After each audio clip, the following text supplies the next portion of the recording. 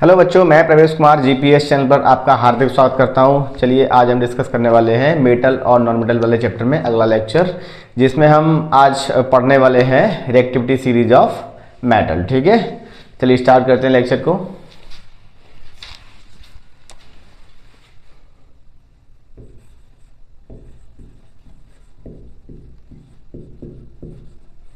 Reactivity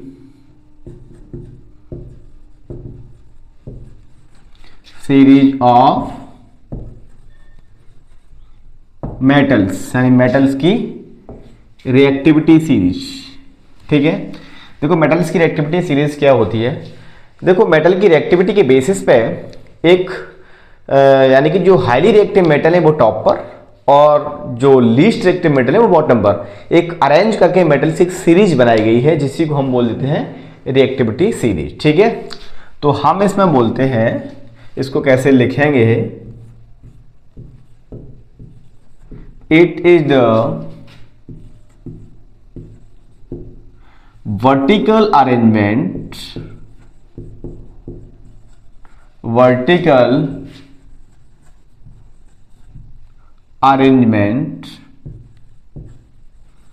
it is vertical arrangement of metal in which the metals, the highly reactive metal है कि नहीं, the highly reactive metals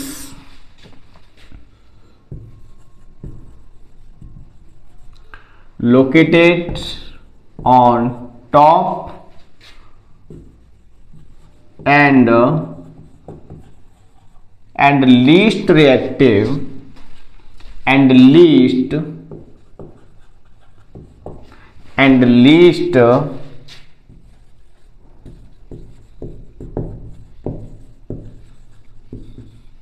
reactive metals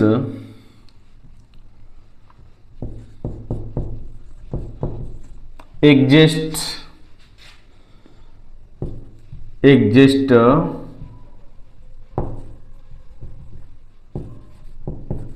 at the bottom। ठीक है, या हम इसको ऐसे भी कह सकते हैं, it is the arrangement of metal to decreasing order of their reactivity, है ना। इसको ऐसे भी कह सकते हैं शॉर्ट में यदि हम बोले तो देखो हम इसको कैसे लिखते हैं।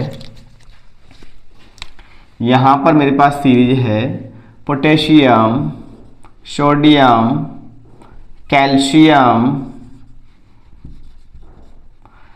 मैग्नीशियम, एल्युमिनियम,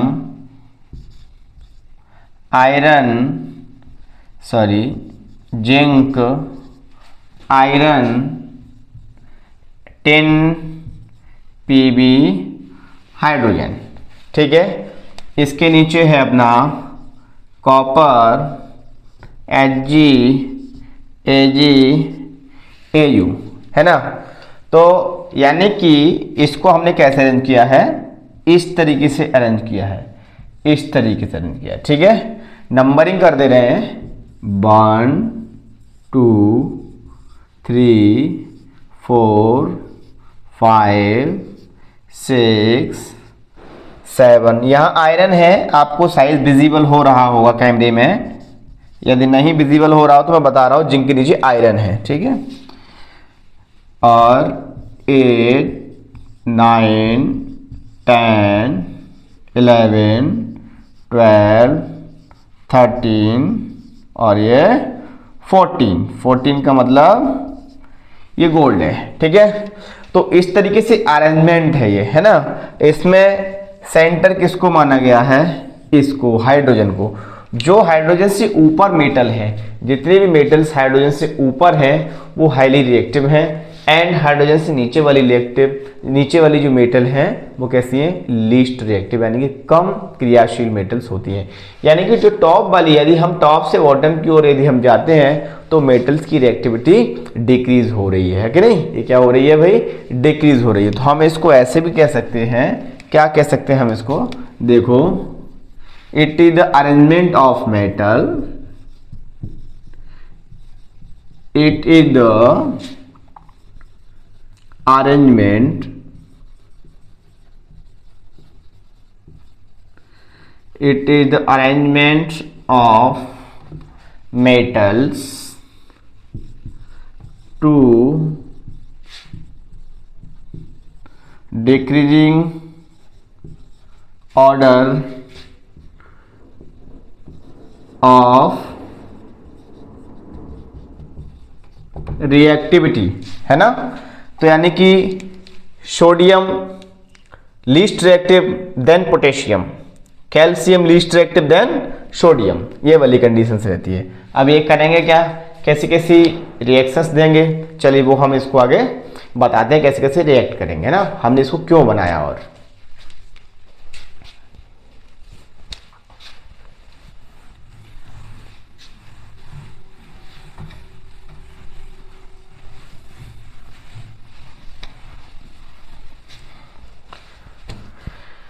चलो एक वर्ड लिखो यहां भाई, नोट। नोट में क्या है, यानी कि highly reactive metals can displace, highly reactive metals can displace the least reactive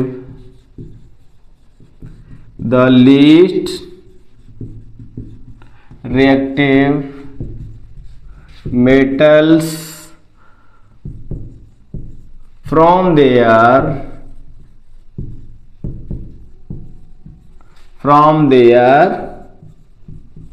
salt। यानी कि इस पूरी लाइन का मतलब क्या है कि जो अधिक क्रियाशील यानी हाईली रिएक्टिव मेटल्स हैं वो लीस्ट रिएक्टिव मेटल को यानी कम क्रियाशील मेटल्स को उसके सॉल्ट से डिस्प्लेस कर देंगे, ठीक है, यानी रिमूव आउट कर देंगे, है ना। तो देखो अब हम देखते हैं, जैसे कि मैंने लिया पोटेशियम और यहां मैंने लिया सोडियम कार्बोनेट, तो इसमें ये 1 नंबर पर है तो इसकी रिएक्टिविटी ज्यादा है, ये 2 नंबर तो इसकी रिएक्टिविटी कम है। इसका मतलब ये सोडियम हटा देगा इसको, ठीक, सॉरी ये पोटेशियम हटा देगा सोडियम को, है ना।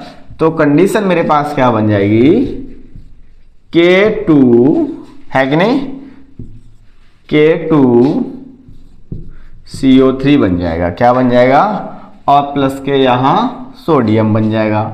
समझ में आ गया, ये वाली कंडीशंस रहेगी। इसी को यदि मैं ऐसे करूं कि मेरे पास पोटेशियम सल्फेट की रिएक्शन मैं सोडियम से करवाऊं, देन तब ये सोडियम पोटेशियम को रिमूव आउट नहीं कर पाएगा, तो रिएक्शन नहीं होगी, क्रॉस का मतलब रिएक्शन नहीं होगी। ठीक मेरे पास क्या है, AlCl3 मैंने क्रिया करवा दी जिंक से, किससे करवा दी भाई, जिंक से। तो भाई जिंक कैसा है, लीस्ट रिएक्टिव देन एल्युमिनियम, तो इसका मतलब ये इसको नहीं हटा पाएगा, है कि नहीं, तो ये वाली क्रिया नहीं होगी। यदि इसको मैं ऐसे कर दे रहा हूं, कैसे कि मैंने किया ZnCl2 प्लस Al कर दिया, ZnCl2 प्लस Al कर दिया, तब मेरे पास AlCl3 बनेगा और प्लस Zn बनेगा, क्या बनेगा, जिंक बनेगा। इससे हम क्या सीखे, क्योंकि जो सीरीज थी उसमें एल्युमिनियम जिंक से ऊपर था, क्या था भाई, एल्युमिनियम जिंक से ऊपर था, तो जिंक एल्युमिनियम को डिस्प्लेस नहीं कर पाएगा, बट एल्युमिनियम जिंक को डिस्प्लेस कर देगा because of aluminium highly reactive than zinc. समझ में आ गया। तो ये क्या है भाई, ये रिएक्टिविटी चीज है, कोई सी मेटल्स रिएक्ट कैसे कर दिया, वो किस तरीके की केमिकल्स रिएक्शन देगी, यानी मोस्ट ऑफ ये डिस्प्लेसमेंट रिएक्शंस देंगे। समझ में आ गया। चलिए आज के लिए इतना ही काफी, मिलते हैं नेक्स्ट लेक्चर में।